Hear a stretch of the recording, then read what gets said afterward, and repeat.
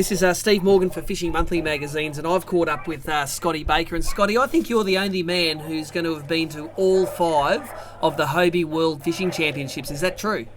I'm pretty sure that's a firm rumour.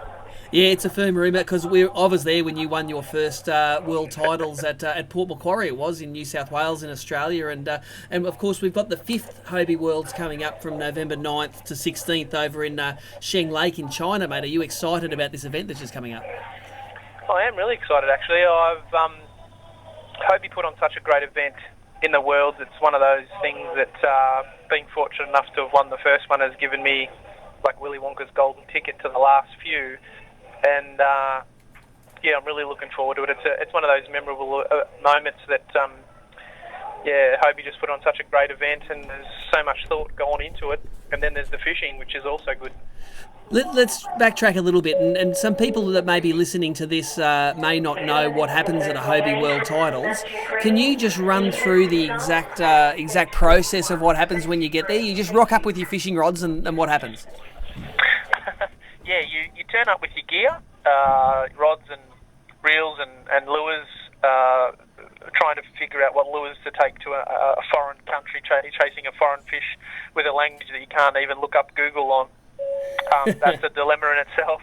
But yeah, you turn up with all your gear, and when you turn up, everything is provided for you. So your life, your vest, your safety vest,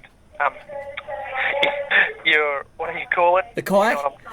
Yeah, your kayak. But no, but I mean, everything that you need to get on the water is there. So you've got a fully rigged, top of the line, latest spec kayak.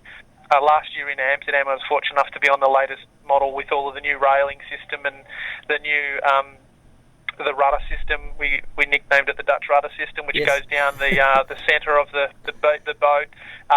So you're getting the latest boat with all the latest gear, and then you're getting the net, and everything is specified. So the only thing you can take on the boat is your own fishing rod, reels, and everything else is provided. Yeah, it literally is a truly level playing field for anglers all over the world, and I think there's nearly 50 anglers competing this year from a variety of countries. Historically, and up until last year, locals have won each of the world titles, but in China, international anglers seem to do pretty well. What's your call this year for the Hobie Worlds 5? I'm calling Richard Somerton as the first ever dual world champion winner. Wow. Now, I've heard a rumour that Richard's scoped out the arena already. Is this true?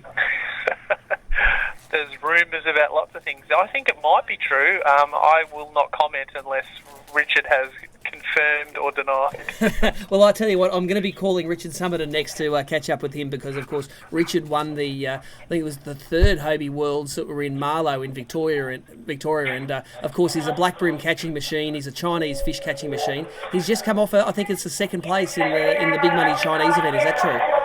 Yeah, he came 2nd in China, so he's had a 1st, a 2nd, and a 4th. So he came 4th there last year when I was there with him, and 2nd.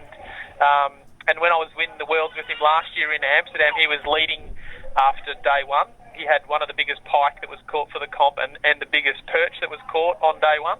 And he just has the ability to find fish in any particular environment. He's a truly gifted fisherman. Well, that's great. And the other members of the Australian team which are going across, how familiar are you with some of the members, and how's their form going coming into this event? Very familiar with, Neil Carstairs is one of my closest mates, as is Richard Somerton, so that's always good. And then there's a few of the other boys that I know. I know all of them that are going well. Some of them I know really well, so it's going to be, and like Joel Crosby, who's going, he's another good mate of mine. And then there's Benny Fay, who I know quite well, and Glenn Allen and Guy Struthers, and so I know them all. I know some of them a lot. Like I think there's 6 out of the 8 are Victorians, and I know we fish a lot together. So it's going to be a hyena fest when we're over there. Now, one of the secrets to success of Australians fishing in China has always been the fact they're working together as a team. Do you take this same attitude to the world titles, being that it's an individual event, there's a fair bit more glory and less cash on the line? That's a really good question, and the answer is no. look, last year there was two groups of Aussies. There was we were staying in different houses, and it was interesting. If we'd shared the data over between the two groups, we would have probably taken out. I think we had 4 in the top 10, but we would have had, I reckon, 8 of us in the top 10, because what we realised was working on each day, and we would sit around at night, 4 of us, and we'd get our lures out and we'd do a particular tactic that would just uncover the similarities on what we were catching the fish, and that's what we used as a group that we were in. And I don't look. I'd like to think that would happen when we go over there, but it is a different. When there's not money at stake and there's just one winner, people's it just changes ever so slightly. So, but it's not the same as the China can experience. Now, give me one more question before I hang up on you and I ring up Richard Somerton to get the inside goss from the man himself.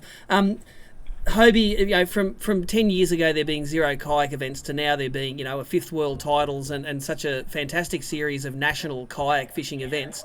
How proud does it make you feel to see where kayak fishing has come in the last 10 years? It's really good. What's quite astonishing is that every year Hobie take it to another level. They step it up in either the what's on offer or the way they deliver the comps or what they put into the world's events or even just the way the professionalism and even you would have probably experienced too from being an organiser, seeing how everything is just at a level of perfection, really. If you think of the way that the trailers are set up by Steve Fields and how it's orchestrated and the weigh-in process and you being an organiser just know that there's a lot of time and effort just to get it to a basic level, let alone to take it to the level that Hobie has done. So it is it's a humbling thing to think back to when we were using our Outbacks and just rocking up to a comp and using the boat that was provided to now having the system that it runs. It is quite exciting to have been a part of the whole process. Yeah, yeah. I was at that final World's Qualifier at Redcliffe, and I agree. The Hobie team do put on a fantastic event, and anyone out there that's listening that hasn't been to a Hobie kayak event, even as a spectator, it's a great experience to go down to see all the guys go out in the flash boats, and of course you get to see all the fish as they're weighed in. So Scotty Baker, I wish you all the best in the Hobie World's Fives. I hope it's Scotty Baker that may be the first dual world titleist, and I tell you what, you've got a chance because you're going to be there and you're going to be fishing, mate, and you're going to be doing Australia proud. So thank you very much for taking the time to have a chat with me today. No worries. Thanks for the call. So I've now got Richard Somerton on the phone, and Richard, your claim to fame is not only being a world title holder, but you've actually led these kayak world titles in several continents, mate. And Scotty Baker, who we've just got off the phone off, he seems to think you have a somewhat magical ability to catch fish internationally. What's the secret to your success? Oh, I don't know about that. If you go off last year's, I was leading on day one and then sort of fell in a heap. It's just a matter of just getting out there and going fishing, really. We all, go and fish comps, and you just sometimes just key onto something, and you manage to get a few fish in the boat, which is handy. Well, it's your form in China can't be faulted because you've had a couple of high finishes in the recent China tournaments you fished. Can you just run us through your results you've had in those in the last couple of years? Yeah, well, the first one I managed to get first, and then last year I was leading on day one, and then through a bit of shenanigans along the way, managed to get blocked out fairly heavily on day two, but dropped down to fourth. I finished in fourth, and then this year it was I managed to snag second. There you go. So you're collecting all of the top place finishes, and any time that Richard Somerton goes to China, you normally walk out with somewhere near a podium finish. So word has it you've been to the lake where Hobie World's 5 is. Can you give us a description? Yeah, well, I have actually. We managed to get a couple of days there ahead of the last invitational event about a month ago. It's an interesting place.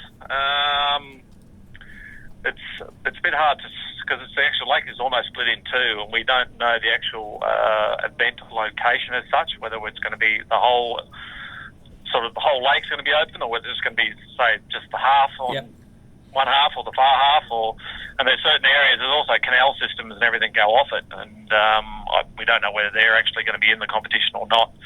So the general consensus of a few of the locals is, they're not allowed to fish in here unless you're specially allowed. So it's going to be interesting, really.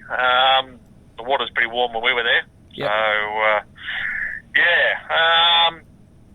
So well, let me backtrack a little bit. So the locals are saying that fishing's not allowed in the lake, but you might be allowed to fish in it for the world titles. That sounds pretty exciting. It does. It's a little bit strange when we first heard that. It's just that unless you give them express permission, that it's no fishing. It's actually quite important to them, that lake.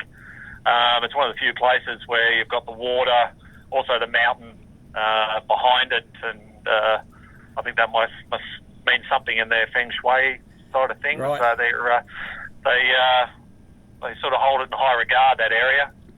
So, Richard, this is speaking hypothetically. Hypothetically, if you had snuck into some places where you're not allowed to fish during your lifetime and fish those places, how would the fishing rate in those hypothetical places?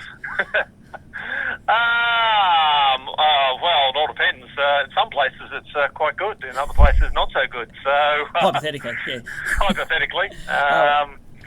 It's going to be, for the World event, it's going to be very interesting. Like I said, the water's quite warm there, and I think by the time the Worlds come around, I think the fishing might be better due to lower water temperatures. Everyone's saying the water should drop, hopefully, by sort of 8 to 10 degrees, temperature. So, and it looks like it's reasonably, I like the jumps up and down too. Like we were there, it rose like 1.5 foot overnight. Yep.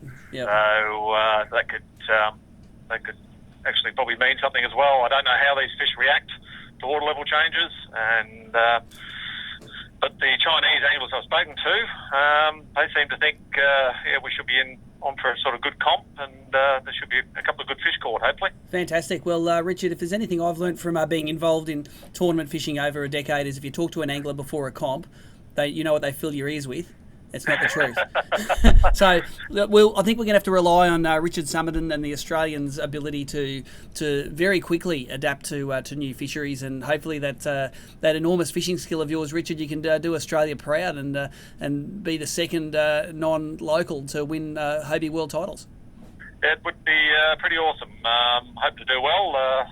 Once again, it's going to be anyone's, and there's some good anglers, as I said, from all over the world going to be there, and we'll see what happens. Hopefully I can take it out, but if not, hopefully another Australian can. Well, we'll enjoy watching the live stream, mate, and we wish you and all the Aussies the best of luck.